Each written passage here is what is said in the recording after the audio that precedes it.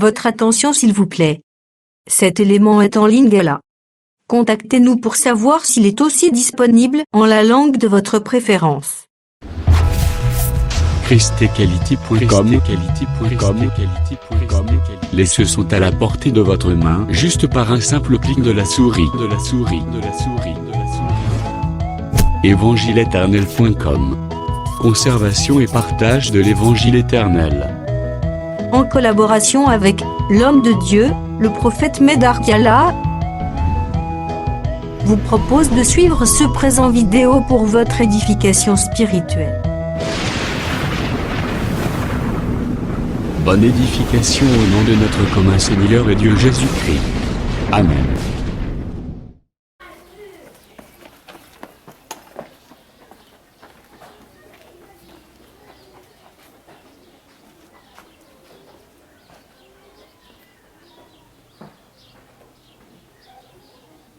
Que la paix du Seigneur est dans moko na moko.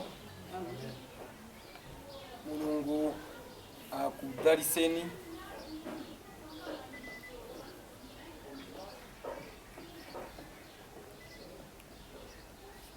Oui, je sais que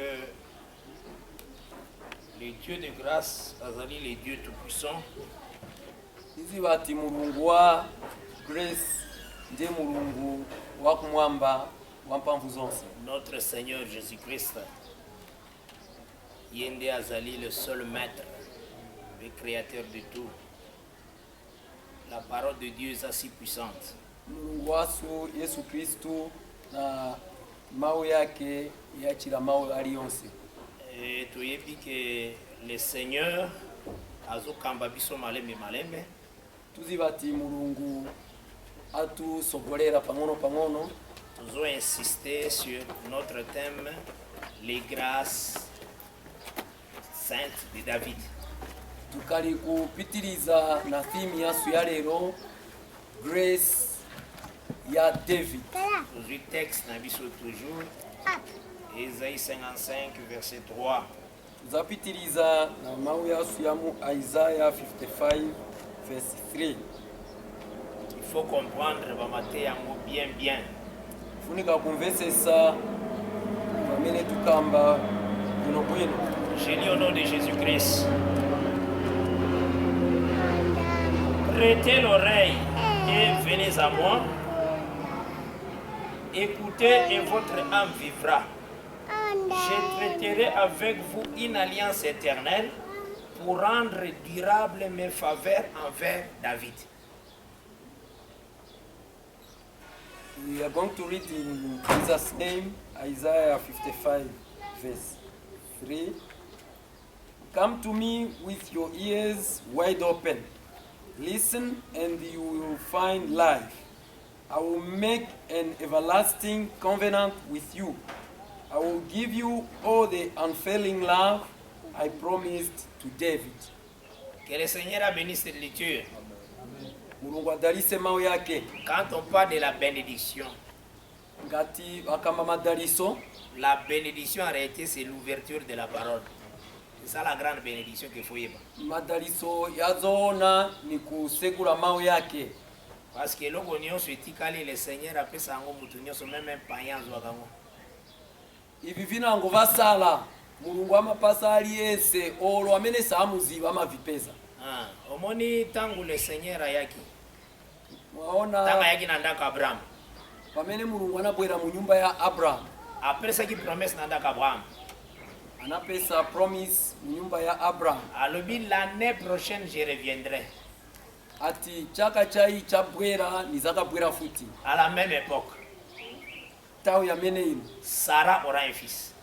Sarah azankala na mwana. Soko tangi alobaki yango na Genèse 18. Ngati mwaverenga anakamba mu Genesis 18. Soko sisi Genèse 18.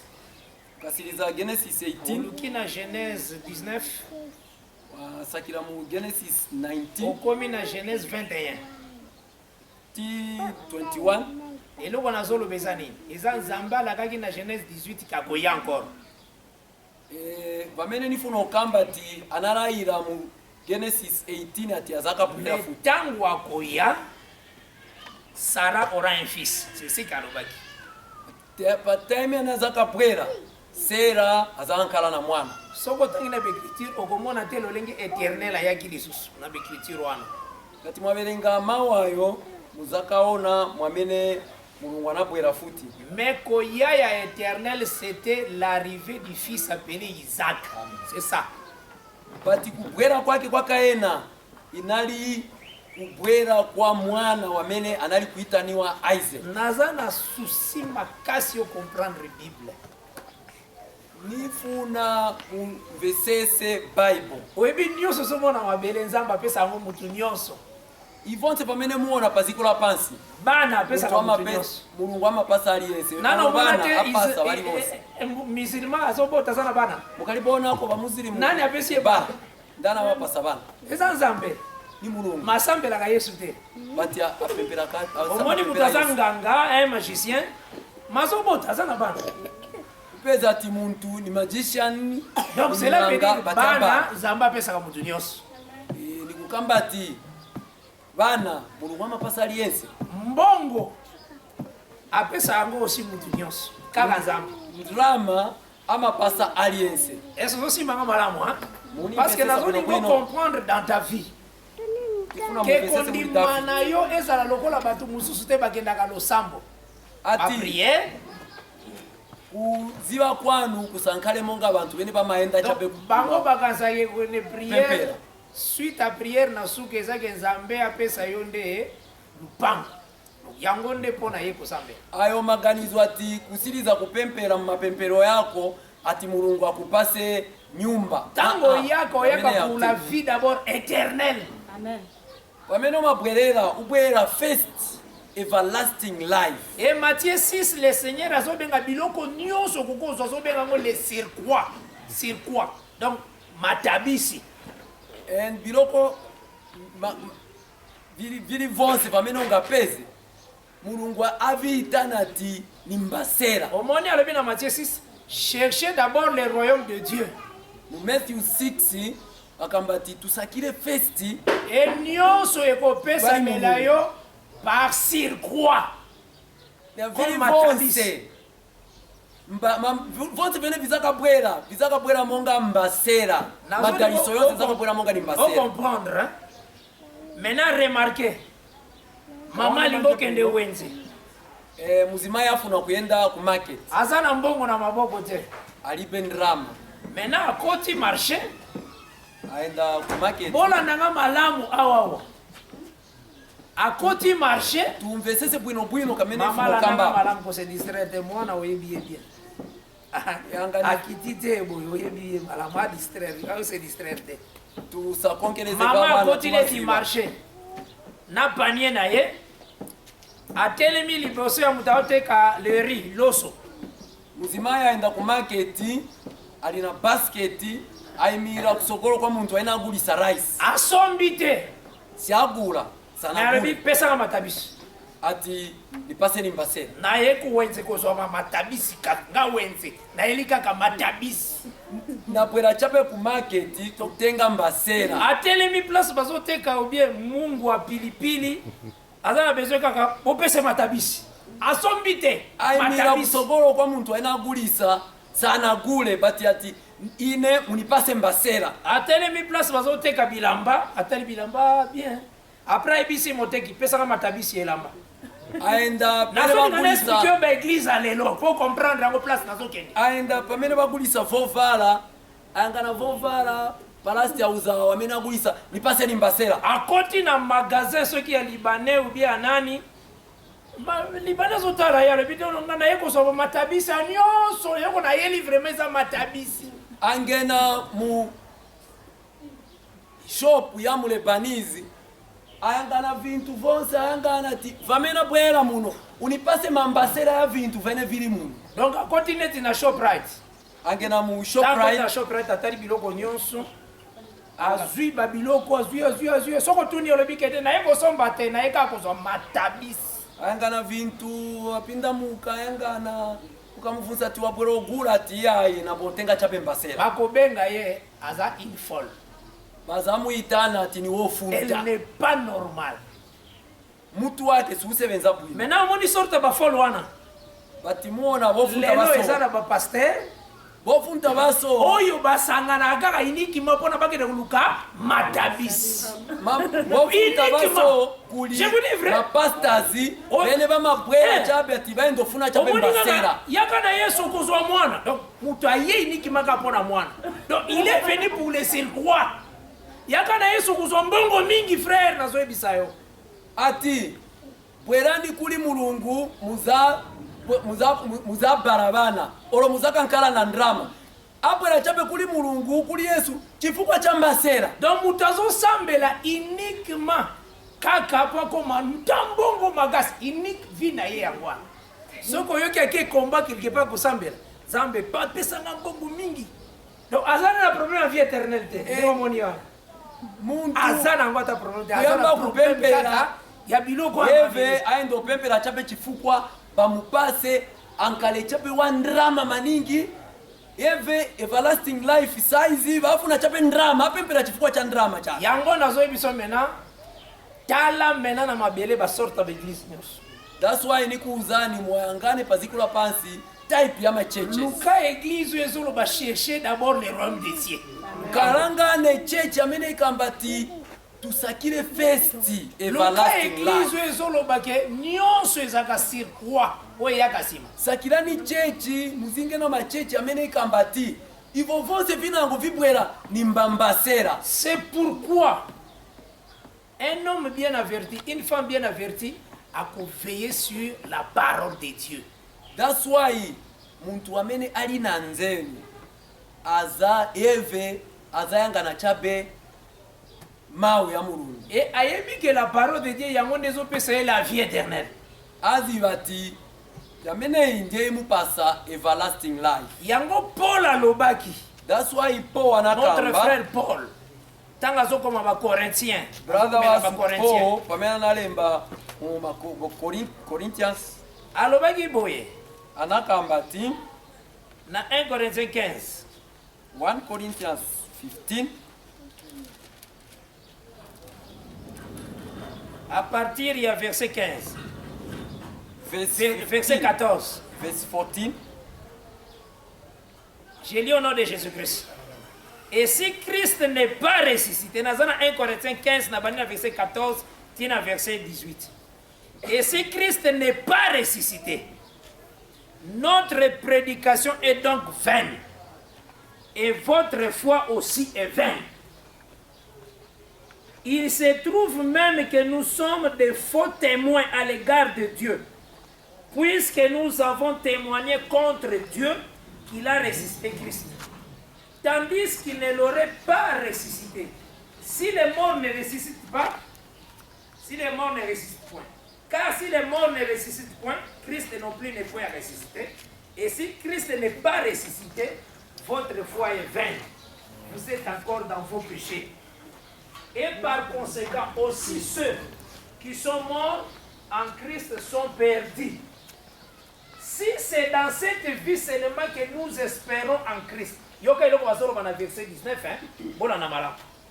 donc ce qui d'abord que mutu asambela kaka pona cette vie là, vie hein, kozwa mbongo, tumvesese pamene bakamba pa verse 19 ngati muntu apempera chabe chifukwa cha vintu va pano pazikula pansi kozwa bana, kupeza kozwa ndrama musala. bana. Si c'est dans cette vie seulement que nous espérons en Christ, nous sommes les plus malheureux de tous les hommes.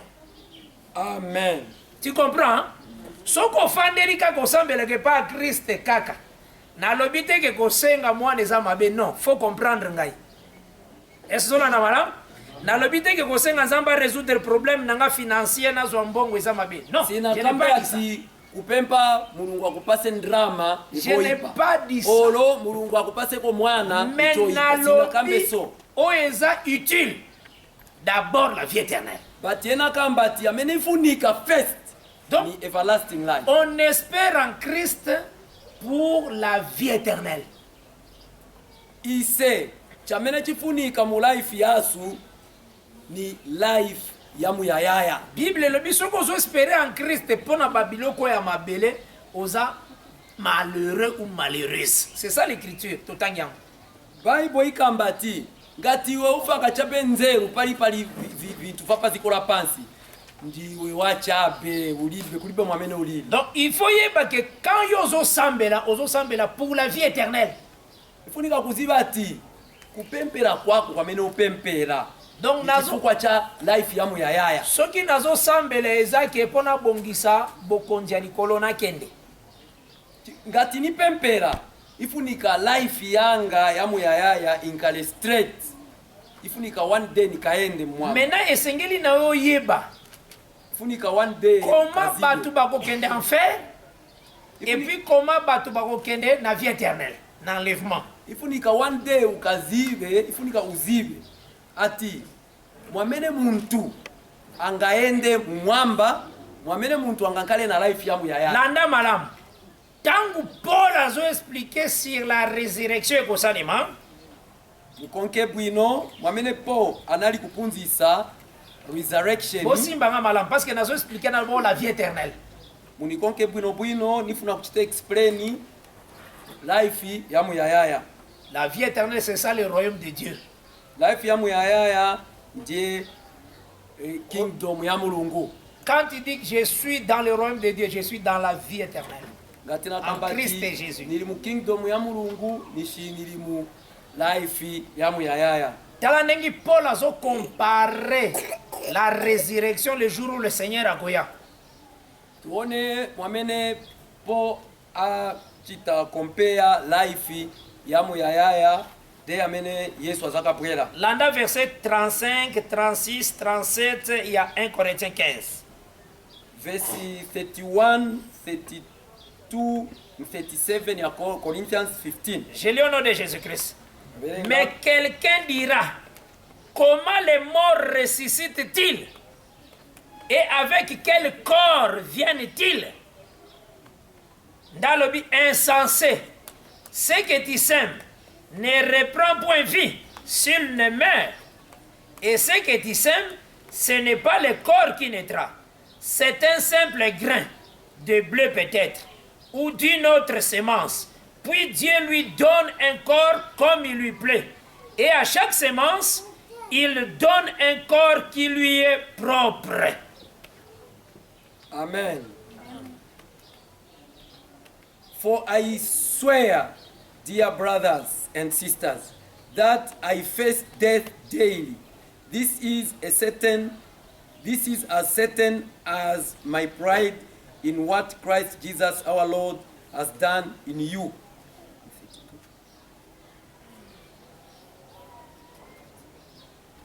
38, 35. But someone may ask, how will the dead be raised? What kind of bodies will they have? What a foolish question. When you put a seed into the ground, it doesn't grow into a plant unless it dies first. And what you put in the ground is not the plant that will grow, but only a bare seed of wheat or whatever you are planting. 38. Then God gives it the new body He wants it to have. Est-ce que vous comprenez la parole de Dieu? Donc, bosimbanga malamu bien. Azolinga expliquer résurrection ni tolobake Yesu akoya kozwa biso. Afuna kuchite explain resurrection. Akoya kozwa memba oyo bakufaki avant bakosekwa pour bakende. Mwamena zaka bwera kutengera even bamene banafa banayambira kufa. Ba bakufaki en Christ na ba oyo baza vivant mais baza dans la parole ba aussi transformer pour bakende. Banafa muri Yesu Kristu na bamene bakalibe kufa bali muri Yesu. Nde batuni comment cela ekosalema?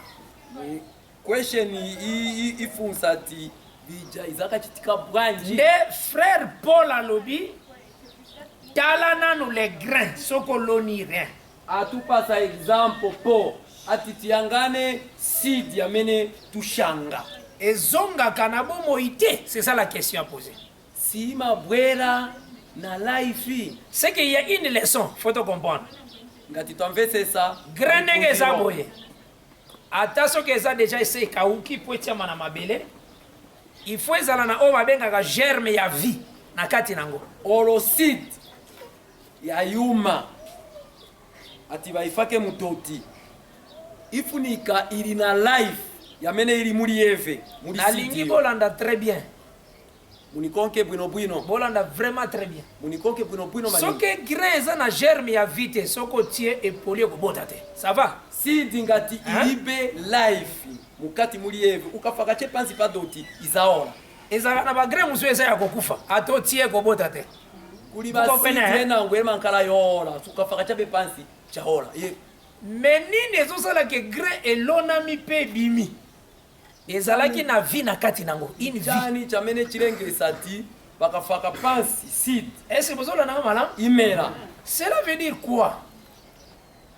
Paul a considéré tout homme comme un grain tout homme azolinganiza muntu aliyense na seed ozo comprendre na bisaki bino signe et la réalité azo comparer mutu lokola un grain kumbukira vamene neze kuuzani sign na vochitika on atalisaki bino signe na réalité c'est la Bible est comme ça vamene na kuuzani sign na vochitika donc azo talisa que l'homme aza comparable à un grain pour ressusciter il faut zana na kati na na vie germe ya vie azochita compare muntu na seed ati pouka ifunika aza ankale na life donc pour participer à l'enlèvement il faut avoir la vie na kati na yo c'est ça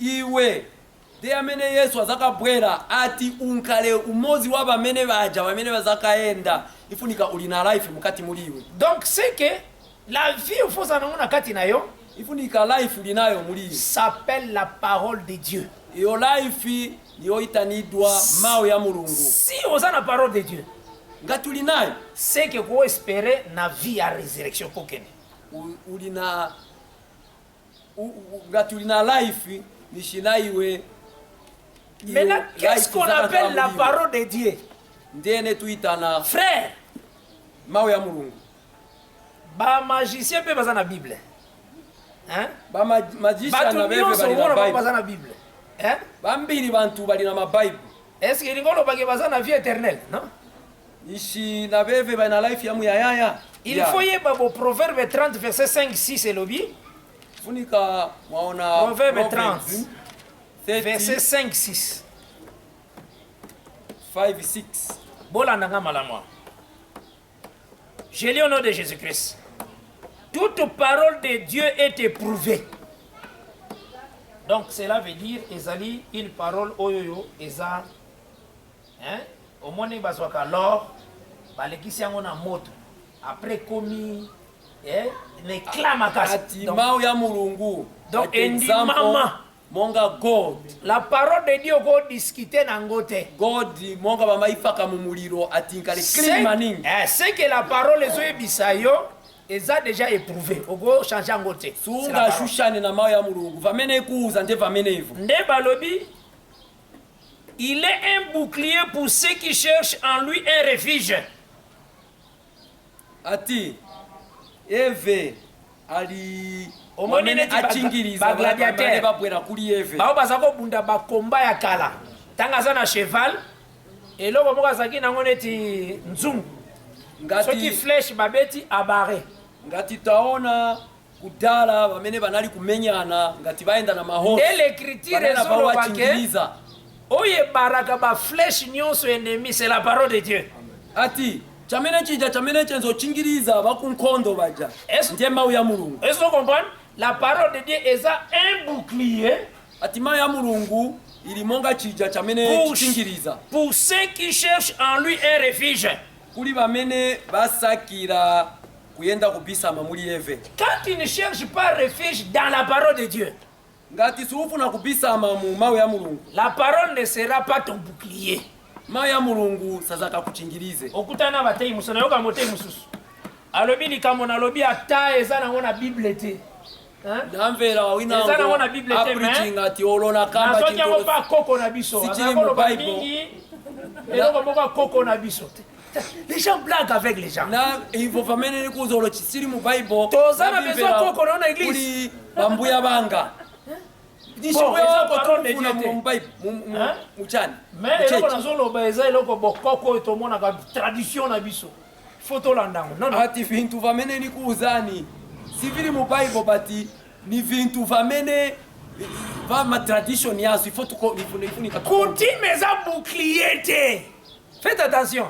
C'est la parole qui est un bouclier. customs yanu singa kuchingirize Quand bazo présenter la parole, soko boyi parole, cela veut dire au bois qui protection. ngati bakupasa mau ngati suna ya konke nichi chokuchingiriza wachita ya pasi Nde verset 6 elobi, n'ajoute rien à ces paroles. ne versi 6 ya kambati do De- not de- add to his word De peur qu'il ne te reprenne et que tu ne sois trouvé menteur. Voilà. or he may rebuke you and expose you as a liar. Ceux qui baebisi yo définir qu'est-ce qui est menteur. Ngati bakuza ati utuuze muntu wa bonza ni ndani Okende kolukango na la rousse te. usasakire Menteur veut mu dire dictionary il y a une vérité, mais tu as changé la vérité. Non. Parce qu'on peut cette définition menteur ici. Donc menteur veut dire il y a la parole. Mais tu prends quelque chose, tu ajoutes. C'est ça la Bible appelle mensonge. batu pasa definition ya wa bonza hapa Tozu exemple, Ati le wamene diable était apakila menteur. pali word Vous comprenez? Le diable était menteur. Place il n'y a pas menteur. Dieu a dit à Adam, soko leo kokufa. twaona ati satana banakamba ati ni wa boza Maintenant, uboza yake Tala- natokela ya- ya- kutia mite. tumulu banakamba ngati wadia uzankala so soko ya imena ye na eloko. Soko le okokufa te. ati ngati wadia kulibe iwe kulibe kufa Alobi contre la parole. yeve akamba against Ozona word. na malam. Donc Oui, c'est Konka. qu'il faut y baboye que les mensonges c'est ajouter quelque chose qui n'est pas écrite. C'est ça les mensonges. ifunika uzive ati boza ni kuyonjezera chamene sicholembewa Donc okomona même pasteur ndenge natelemi boye naza motei nazoteya na ngai mais makambo nazoloba eza na bible te. Je suis un menteur. ungapeza ati Wala kupale wala, pasta alina bible alinayo mumanja apreachinga but vena preachinga sivili mu bible ni wa boza Et l'écriture déclare les menteurs n'hériteront point le royaume des cieux. ni bible ikamba ati wa boza sasa kangene mu life ya Okomona muyaya un homme vraiment très sérieux, un bon monsieur. ungapeza ati muntu alipwino maningi wozilemekeza Aza motei na quartier ayebani na batelevizio nyonso balandaka ye. amapemperesa hivi ni pa ma TV bamuziba mukomboni bwinobwino Soki oza na problème akoya parfois kosomba cercueil soki bokufelaki mutu na quartier. Donc ngati muli un na homme vraiment. problemu mukomboni olo muntu afa azagula kofini Mais soki azotelema na église oyo akambaka soki azoteya makambo azoteya eza contraire na écriture. bati ngati apemperesa mu chechi vamene sivili mu bible C'est un menteur. ni wa bonza Ozona na malamu. S'il ne se répand pas akomona nzambe te. uyo muntu ngati sanalapile saza kamuone mulungu Tala place bato bako perdre le royaume bazanga kokende na salut. 2 Pierre chapitre 3 verset 14 et 15. Parce que cette chose faut koyebango. tuone presi amene izakalengesa bantu sibangena 2 Pierre 3 verset 14 et 15.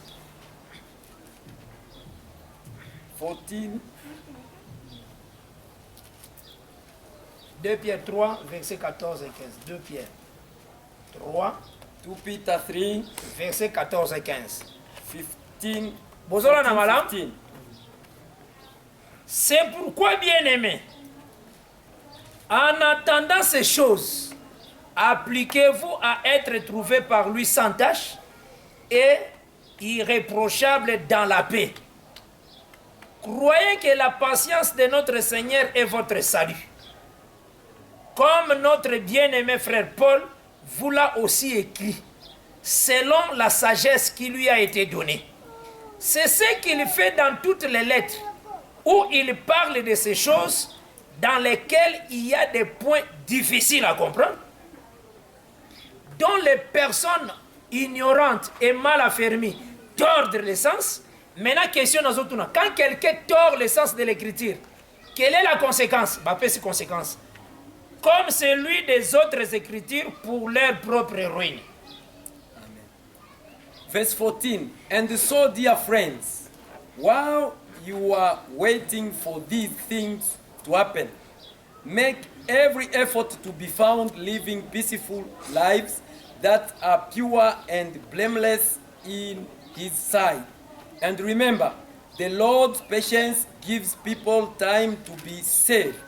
This is what our beloved brother Paul also wrote to you with the wisdom God gave him. Speaking of this thing in all of these letters. Cela veut dire, celui qui va tordre le sens de l'écriture ira en enfer. Nikukamba ati wamena zakachinja mau yolembewa muli buku iyi azakaenda kuli satana. Dans un autre exemple, quelqu'un qui nie que Jésus-Christ est Dieu, il ne verra pas le Seigneur. Attends ça le miracle. Twatenga exemple wamene akana ati Yesu si mulungu. Parce que qui ne peut pas se séparer avec la parole et la personne. C'est impossible. Sunga zichi te separate na muntu na wait. Ozona na malam? Tu ne peux pas. Donc oyo ngai na lobby ndengai wana. Vamene ni kamba njeine. Ozona na malam hein? La parole c'est la personne elle-même. C'est ça la parole. Mau ni muntu wamene. Un jour nazalaki esika ya batrinitaire bata 3 die. Denango nenze place ya bantu ba milungu 3. Je parle de la parole de Dieu hein. Dans un autre exemple. Nikamba mau ya mulungu natenga example. Mwana botami kombo na ina. Oyo kombo na ina. Kababu. Hein? Kabwe. Mwana abadwa zina yake ni Kabwe. Ndenga zaboye aza d'office. Aza mwana donc aza fils. Mwamena lili hapa ni mwana. Ndenga zaboye. Ndengi pas zaboye. C'est un père. Ndenga zaboye. Mwamene futi c'est ali un père. hapa. Na vous expliquer bien le que ça na Bible. Ni dadi. C'est un père. Ndenga zaboye. C'est un grand-père. Mwamena lili hapa ni mbuya. Donc fils, père, grand-père, ce sont les attributs, mais son nom c'est Kabwe. Donc quelle manière vous comprenez bien. Ati. Oui, fils. Mbuya. Mwana. Père. Tate. Grand-père. Mbuya. Ce sont ses attributs, ses qualificatifs. Mais son nom c'est Kabwe. Ni mazina chapene bamupasa. Maintenant on doit expliquer. Tango azokola comme na tangi classe akoli. Abali. Bamene akula. Nde attributs ya père se manifester tanga boti. Baina zakula mwana huyu akwatira ankala na mwana. Ndi pamene ijamanje ya butate ya bwera. Et mwana na yetanga aboti mwana zobenge papa. Kombo Kabwe changer te. Pamene mwana wake azabala neve mwana. Bazambo muitana mbuya. Batizina yake ya Mukabwe. Après tangu mwana ne pas kokola boti. Mwana na yetanga kokola boti. Mwana wake abala. Mwana ya mwana na kobenge koko. Grand-père. Mwana wa uja azamuitana ati mbuya wangu. Est-ce que le fait que vous l'avez appelé grand-père, son nom a changé? Le fait que son fils l'a appelé père, son nom a changé? Bati kupitira ati. Quand son père l'appelle fils, son nom a changé? Ati kupitira ati bamuitana ati mbuya. C'est ça la vie. Zina ya Mukabwe ya chinja. Ne croyez pas que père c'est un nom. Non. Zina ya Mukabwe ya chinja. C'est un attribut à un service. Ndiese muna mulungu. Fils n'est pas un nom.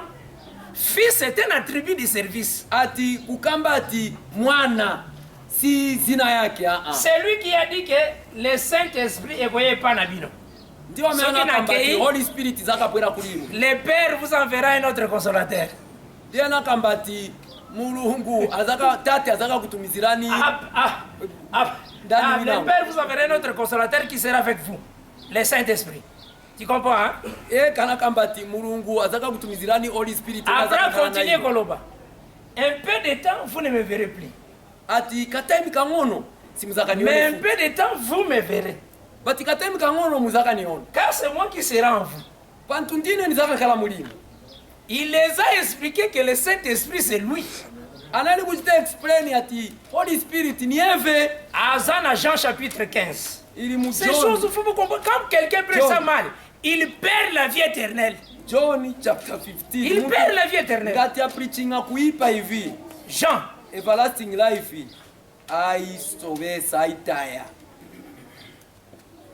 Jean chapitre 14. John 14. Yokanenga Zobanda. Verset 15. Je lis au nom de Jésus-Christ. Si vous m'aimez, gardez mes commandements. Et moi je prierai le Père. Et il vous donnera un autre consolateur. Afin qu'il demeure éternellement avec vous. L'Esprit de vérité que le monde ne peut recevoir.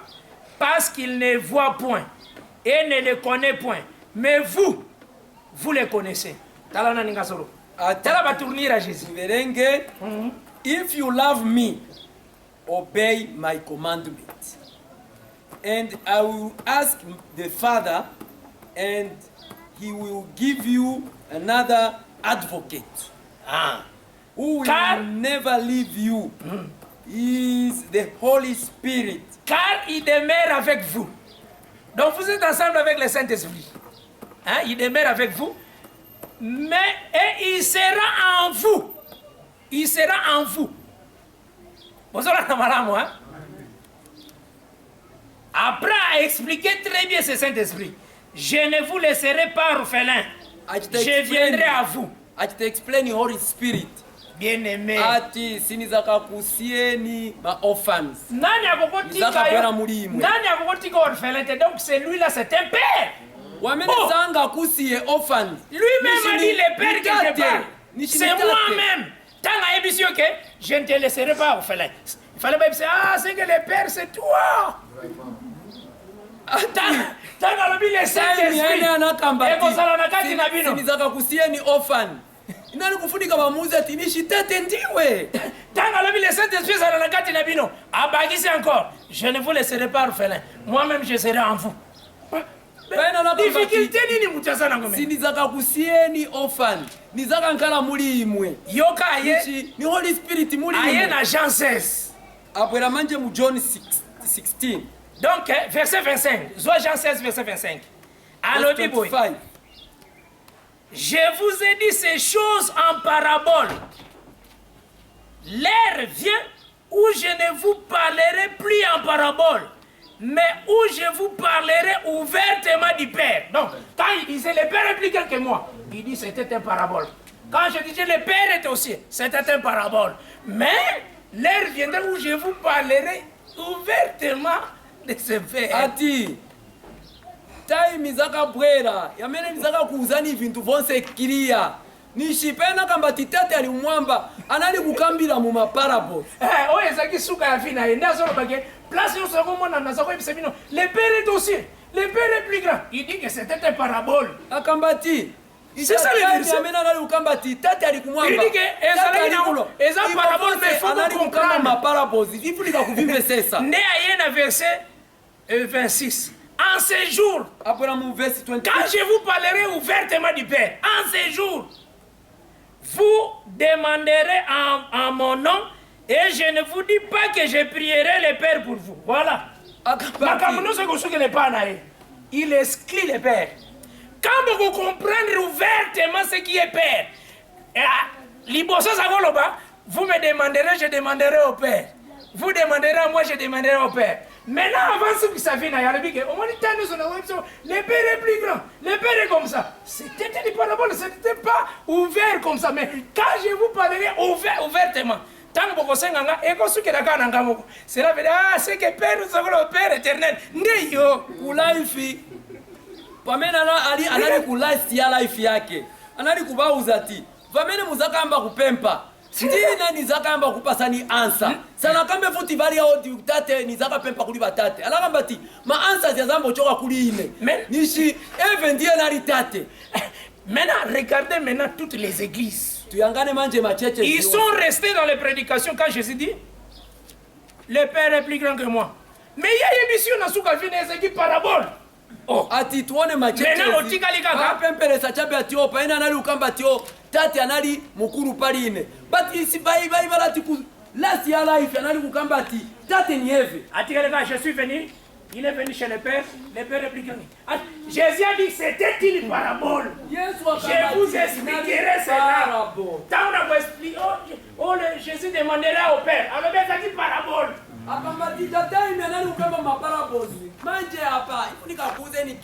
Maintenant, les gens pensent que Jésus a un Père. C'est ça, Yesu alina tate. Le Père là c'est lui-même. Tate uja ni eve. Parce que yemo ka ebisa ki ok, je ne vous laisserai point orphelin. Antoine kambatisi nizaka kusieni orphan. Yango moni 1 Timothée 3 verset 16. 1 Timothy 1 Timothée 3 verset 16. 1 Timothy 3 16. Yo kandeki balobi. Là c'est le frère Paul qui prêche.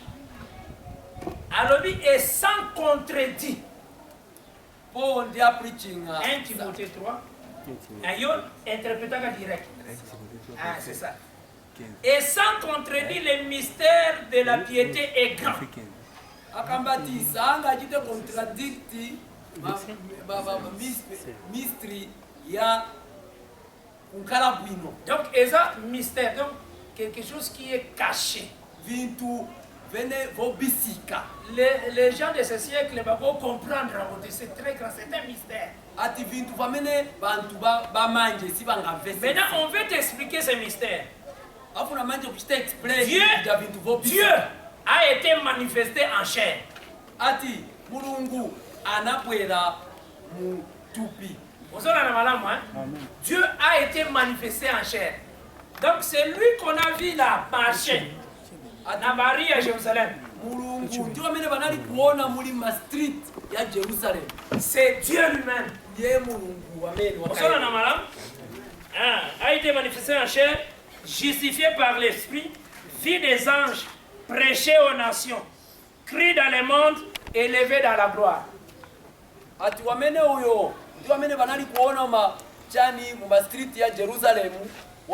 Anali wamumwamba.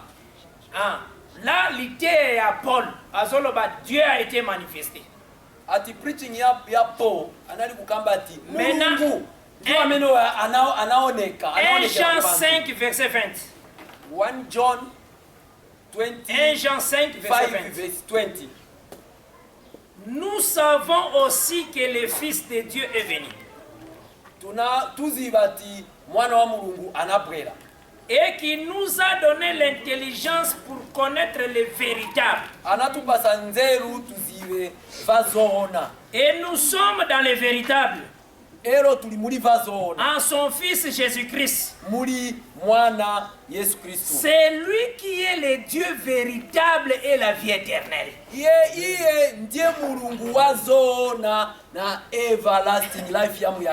faut vous comprendre la Bible. Il est venu comme Fils de Dieu. Mais nous avons compris l'intelligence qu'il nous a donnée, que c'est lui-même qui est le Dieu véritable. Intelligence yana tupasati ni evente mulungu yango moni balobi boye. Philippiens, Christ était obéissant jusqu'à la mort de la croix. Et l'écriture le dit, c'est pourquoi Dieu lui a donné un nom qui est au-dessus de tout nom dans les cieux, sur la terre, afin qu'au nom de Jésus, tout genou fléchisse. Au ciel et sur la terre.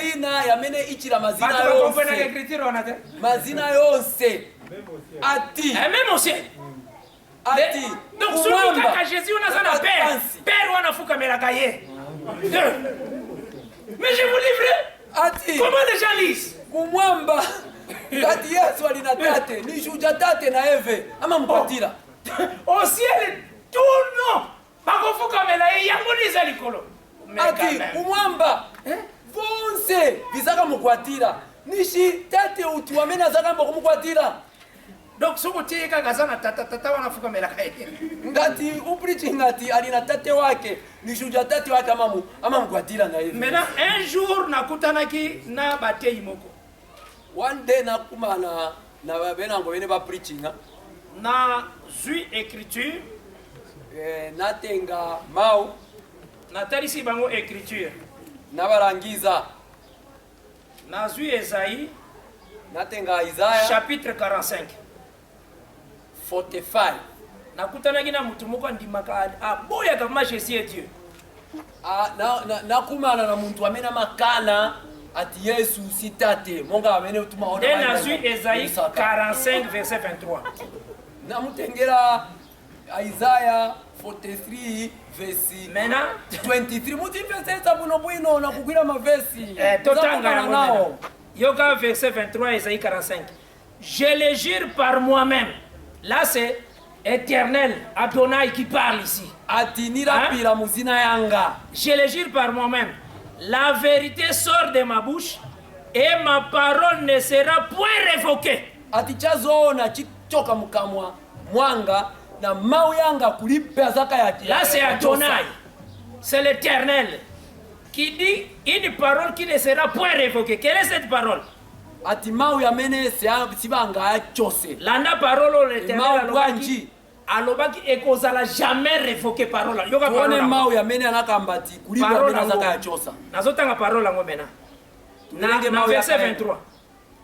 Tout genou fléchira devant moi, qui Adonai. ati mau yamene ati ali hensi mau tani yose yazaka mugwatira Et toute langue girera par moi. ati na lulimi lose luzakala zina lake Natuni ba pasteur yango. Vous vous agenouillez au nom de qui? nabafunsa manje imwe mumagwata muzina la ndani Batale na bango nyonso. Au nom de Jésus. Mais ici on a dit que c'est une parole qui ne sera point révoquée. C'est aujourd'hui que cela est révoqué et que pas fils et non pas père. manje apa Parce que ça ne sera point révoqué. On doit s'agenouiller au nom de l'Éternel. Toi, tu t'agenouilles au nom de qui? mau Maintenant, c'est au nom de Jésus. zaka ya chosa Tu manje crois lero que ndepeni ya l'Éternel est chosewa différent que Jésus-Christ? nishi Mais l'Éternel t'a dit que c'est une parole qui ne sera point révoquée. nishi tate ankala different na Jesus bati mau yatuuza ati ayo mau kulipa na zaka ya chosa manje lero basiana Ça ne sera point révoqué. manje imwe mukwata pa zina la Ce ndani qui le nom lobi Jésus-Christ n'est pas Dieu, c'est que Obimisi Dieu menteur ici. Dans manje ce ngati verset. wakamba ati Yesu si tate nishi apa wamucho Nous sommes Dieu menteur. T'as la maintenant gravité à problème. manje Bible tuuza ati Pourquoi vous me dites Dieu usakafatire menteur? Parce que il t'a dit que c'est une parole que je ne révoquerai jamais. ukamba Jamais, jamais. ukamba vintu vikulu manje vene vile Quoi? kurangiza ati Les gens unama. s'agenouilleront à mon nom seulement. Bible ikamba ati muzaka gwada chape muzina langa manje ukamba Maintenant, Philippiens 2, verset 2 à 5 à 10 dit que tout genou fléchira au nom de Jésus-Christ dans les ciels, sur la terre. Et sous la terre aussi. ikamba ati Au nom de mwamba Jésus-Christ. na paziko la pansi tuza bonse bizaka gwada muzina la Yesu Maintenant, tu crois que ce Jésus-Christ-là est différent de l'éternel. C'est une erreur. manje wambo kamba ati Jesus ali different na batatu Yokandengi, Esaïa prophétisaki, Esaïe 9, verset 5. muvele manje Isaiah wamena achita Esaïe prophesy 9, verset 5. Isaiah 9:5 Car un enfant nous est né. mwana anabatwa Esaïe 9, verset 5. Un fils nous est donné. Il faut faire très attention. Hein? Quand on lit la Bible, on a la langue humaine. ngati muberenga Bible musaganiza ati muzayambo ivesesa na nzeru zapano paziko la pansi Et la domination reposera sur son épaule. ati Oh. dominion yonse izakankala pa mwamba pa Eve On l'appellera. Regarde les noms qu'on donne. bazaka muitana On l'appellera admirable. Cet enfant-là. muitana admire Conseiller. kansela Dieu puissant. mulungu wa mpamvu. Cet enfant-là, Père éternel. Mwana wamene uja wazaka muitana tate wa kumwamba. On te dit que cet enfant-là, c'est lui Père éternel. On te dit. Uja mwana wamene uja. Et on te dit. Tate wa muyayaya. On te dit encore cet enfant prince de la paix. Cela veut dire il est prince, c'est un fils. Donc cet enfant-là, c'est lui Père. Cet enfant-là, c'est lui fils. C'est ce qu'on te dit. Mwana wamene uja ndiye prince. Mwana wamene uja ndiye tate wa muyayaya. Et l'homme a zo comprendre en côté il rejette ça. Bati muntu akangiwa kumvesesa vamene vintu. Mais yo oye baketie maintenant dans la vérité. Bati ouzibe ati ulimanje mu vintu vazona. En son fils, c'est lui le Dieu véritable et la vie éternelle. Muli mwana yeve ndiye mulungu wa muyayaya. Yango moni Apocalypse 22 lobby. À la fin, Apocalypse 22 verset 3. Revelation Apocalypse 22 verset 3. 22 verset 3 neve tuza. Je lis au nom de Jésus-Christ. Berenga. Bayebisio d'abord. Batuza. Apocalypse 22 verset 3. Il n'y aura plus d'anathème. Donc, et la kelimabe, donc malédiction. Ati siku za kankale futi muntu amene azakaleta le trône de Dieu et de l'agneau sera dans la ville. Le trône de Dieu et de l'agneau sera dans la ville. Kiti ya mwamba izakankala mu town. Et ses serviteurs le serviront. Bantu bake bazaka musebenzera. Et verront sa face. Bazakaona mfesi yake. Dieu et l'agneau, c'est une seule chose. Mulungu na tate ni chintu chimoja. Verront sa face. Bazakaona mfesi yake. C'est ça conclusion à Bible. Ndiye manje kusiriza kwa Bible. On qu'il est différent, mais c'est lui-même le véritable. Unali kuona monga basiana bati eve ndiye mulungu wazona. Il faut y ébaquer. L'ange comme ça refuse qu'on l'adore. Mungeru amakana kumugwatira.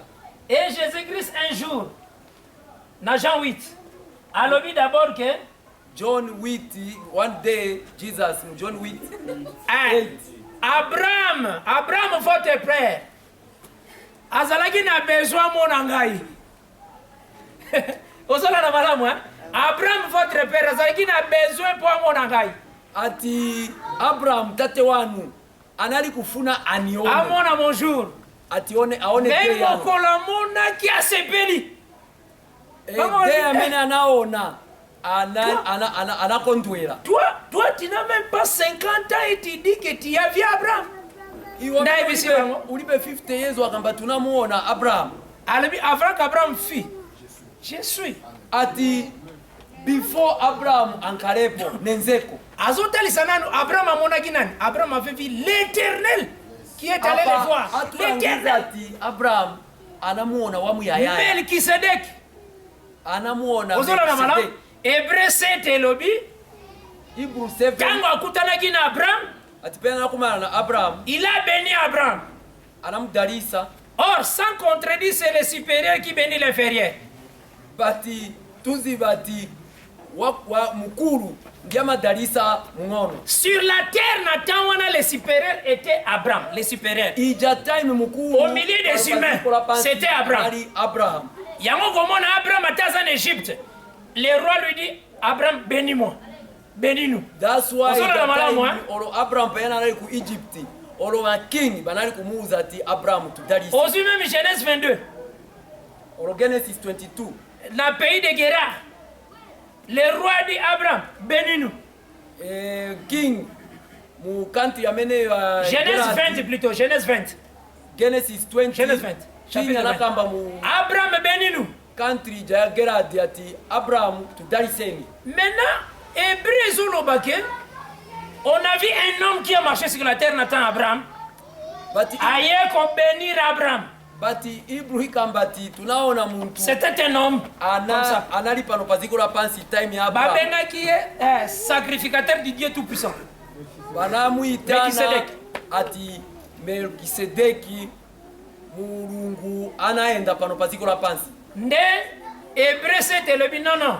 Cet homme akozala na papa te akozala na mama te parce que parmi bato nyonso bazalaki na papa na mama Abraham nde azalaki supérieur sur la terre. Ati Bible ekamba ti muli oyo awo bantu wamene anali chabe na tate na mai ero ndi anali mukulu ni Abraham. Uyo wamene uyo sanga nkale na tate sanga nkale na mai wake. Non, cet homme là c'était l'Éternel lui-même. Uja muntu inali wamu yayaya. Donc Dieu esprit, il prend aussi la forme de l'homme comme ça, lui-même. Mulungu wamu yayaya anatenga chitupi chamene cha muntu. Un jour, il est venu manger dans la maison d'Abraham, l'Éternel créateur du ciel et de la terre. One day anabwera kudia mu nyumba ya Abraham. On a un homme qui passait, il passait avec 2 anges, mais c'était des hommes comme ça. Abraham. L'un d'eux était l'Éternel. L'Éternel est sorti comme un homme. Il a mangé. Bangeri babiri banabwera na muntu banaenda kudia mu nyumba ya Abraham. Mozi wao anali ndiye mulungu anankala mu nyumba ya Abraham. Qu'est-ce qui sera d'étonnant que Jésus-Christ c'est lui l'Éternel? Encore. Nishini chani chamene chizavuta ati ukambati Yesu ndiye mulungu. Donc c'est qu'il faut comprendre bien la Bible d'abord. Donc l'élo plus na tamboli sur connaître le vrai Dieu. Lero na kambira kuziba mulungu azona et la vie éternelle. Na life yamu ya yaya. Nde natali ici langage d'abord que quand Jésus disait le Père est plus grand que moi. Le Père comme ça, le Père est au ciel. Tate ni mukuru paline, tate ali mwamene so, tate ali kumwamba. Yemo kwa lobi na Jean 16 verset 24 na 25, c'était en parabole que je disais ces choses. Mujoni akamba iye ati nali kukuza ni mu parabole. Maintenant les gens sont restés avec le langage parabolique et non le langage qui est ouvert. C'est ça le problème. Manje ise bantu tunasala chape na language amene anali ku preaching ma parable. Si on te dit language ijaya time amene si on te dit Jésus-Christ est fils de Dieu, il faut accepter. Oui. Ngati bakuza ti Yesu ni mwana wa Mulungu. Mais il faut expliquer. Bati ifunika. Quand est-ce que Jésus-Christ a confirmé fils de Dieu? Ni time bwanje amene Yesu akambati ni mwana wa Mulungu. C'est au moment de sa résurrection. Ni time amene anauka. Hein? Il faut y aller à côté de la Bible. Ce qu'on l'a dit, autant Matthieu, Marc, Luc, Jean. C'est mon conseil. Au comment on a été place Jésus-Christ a mis ça dans mon que quand le Fils de Dieu mourra, phrase on est à la bataille. Gati mwaberenga Matthew, Luke, autant hier n'a pas évangile. Na Mark, kulipe time amene Yesu anakambati time amene mwana wa muntu azakafa azakolo baka quand le fils de l'homme anali ukamba chabe sorry ati time mwana wa muntu azakafa uzona na mala sana kambepo mwana wa Mungu azakafa quand le fils de Dieu va mourir sana kambepo ati time amene mwana wa Mungu azakafa parce qu'il est déclaré fils de Dieu lors de sa résurrection. Bantu time amene akambi wa mwana wa Mulungu ni time amene anauka. C'est Romains chapitre 1 akosukira wana Romains chapitre 1 Romans chapter 1 zasilizira pamene chapitre 1 verset 4 chapter 1 verse 4. Donc Dieu travaille avec ses attributs. Mulungu anali kusebenzera na mazina ya mene yake hayo. Na bani na verset 3. Verset 3 tuyamba na verset 3. L'évangile que nous prêchons, il concerne son fils né de la postérité de David selon la chair. Ati mawe amene tu preachinga yakamba pali mwana wake wamena na badwa muli tupi mu chani ya line ya David. Donc il est né selon la chair dans la postérité de David. Anabadwa mubiri muli line ya David. Donc comme fils de l'homme. Monga mwana wa muntu. Déclaré fils de Dieu avec puissance selon l'esprit de vérité par sa résurrection d'entre les morts. Anali anachitika declare di azi mwana wa mulungu time ya resurrection yake ezalaki nango na kati na ye. vinali muli Mais, eve en réalité, le Fils de Dieu ne meurt jamais. kuli C'est le Fils bazoona de l'Esprit. mwana wa mulungu sangafe Étant Fils de l'homme, mwana wa muntu soko kangi porte akobeta. Étant ngati Fils de l'homme. Mais de la postérité de David akobeta ofongolela. ati usegule Mais tant Fils de Dieu atabo kangi porte okomona ye abimeli bino na kati ke la paix soit avec bali vous. mwana wa mulungu olo muvale madozi muzamuona Parce que Dieu est esprit. bantu is esprit Ozona na malamu. Nde ba Bible lobi déclaré Fils de Dieu lors de sa résurrection. nde Romains 1 verset 4. Bible ekambati banamukamba mwana wa mulungu time yane anauka Et Israël ayebi que Dieu étant esprit n'a pas de fils. bati baku Israel bazi bati mwana ni spirit alibe tate Quand il se dit fils de Dieu, donc tu dis que tu es Dieu. pantemena C'est ça Israël. Il y a un Jésus-Christ. ukakambati mwana wa mulungu nishindiwe mulungu. That's why ba Israel banampaya Là, on appelle une référence Jean 10, verset 31 à 33. nakupasani powerenga John 31, 10 33. 31 Jésus-Christ a l'obaki. J'ai fait des miracles, j'ai fait des choses. Parmi ma kamnusu na sala ki wapi oyo yo bolingi bo lapide ngai. ati vonse vamene nachita munirangize chamene nachita choipa chaene mufuna kunitema myala Nde bango balobi tolingi to lapide parce que toi qui es homme, de tu bakambati t'es fait Dieu. tufuna C'est que ça le problème au biso tolingi to komela. kutema myala pantu Bah, sa iwe réponse muntu na Jean 10. uyo Parce muntu que- ufuna ukambati ndiwe mulungu. Comment nous savons que l'Éternel a ebisaki bango na premier commandement Israël. Dieu éternel, il est le seul Seigneur, le seul, l'unique Taona Dieu. ati muma commandment Israel wanamupasa commandment ya number 1 ati mulungu ni umozi chabe siku za kankare na winango Azaka ka ye moko. Ali Comment se fait tabeka. que tu apparent encore comme Dieu? manje iwe uli na muntu uli muntu Et iwe, lequel wala a qui bakambe bat ati tout ndiwe tellement mulungu. ma casse? C'est pourquoi ange comme ça, on ne peut pas l'adorer. That's why mungeri sibangamu J'entends à mon qui Voiture. ange a pécié un message. Alinga fukamela ange a ébissé. Non, non, non, non, non. Je suis ton compagnon de service. pamene Adore mungeri Dieu alabwera kumupasa John message anali kufuna kugwada mungeri anakana ati ndine mzako semu nayo wanchitu C'est dans l'Apocalypse 22. Elle dit non, ne m'adore pas, je suis qu'un ange. ati foni kwatira yayi naine ndine mungeri cha Mais Jésus-Christ, avant son départ, bati Yesu dans pamene accueilli anaenda na montagne, pamene anali kufuna kuyenda tous les disciples l'adorèrent. bonse Il ne les a pas interdits. madisciples bonse banamugwatira sana kale Pour dire que c'est lui-là, autres adoré là, c'est Dieu. kunte kukamba ati wamene uja wamene tugwatira ni mulungu Vous avez la Et c'est ce que nous Seigneur nous comprendre la parole. de vamene nikuuza ifunika kumvesesa mawu Et je pense que par la grâce de Dieu, mu grace ya mulungu tu as toujours parmi les grâces de David. tukali muli ma grace ya David Parce que dans la grâce de David, mukati ma grace ya il David faut faire tout au nom de l'Éternel, pose à la très fort.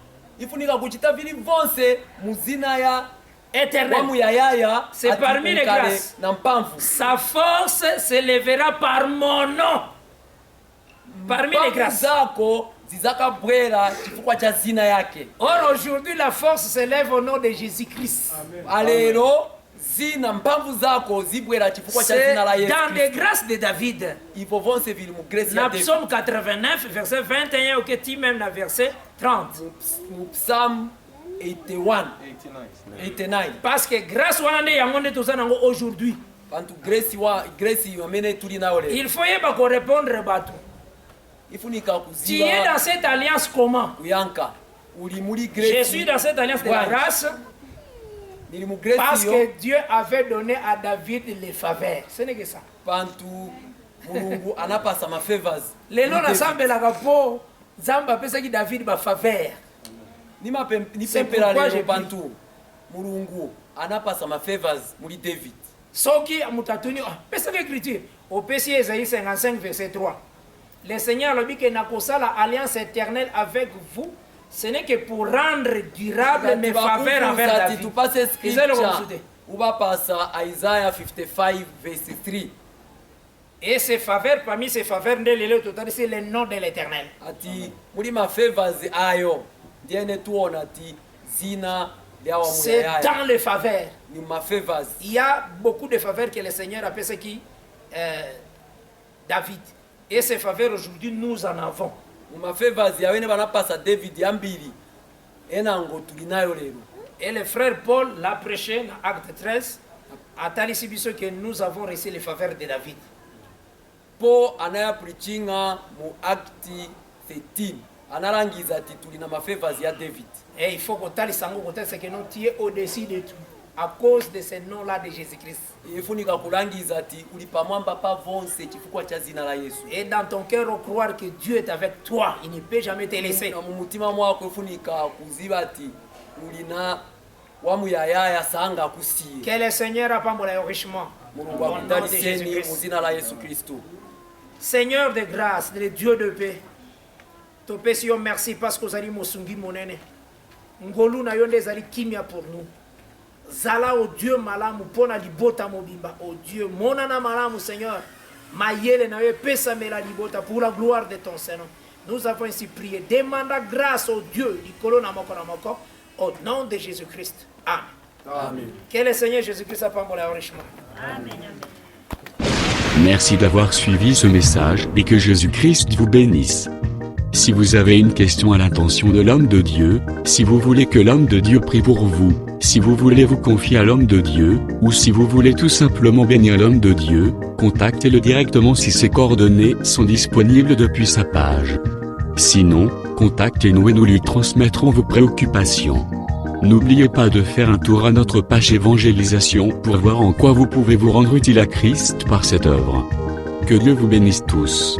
Amen. ChristQuality.com.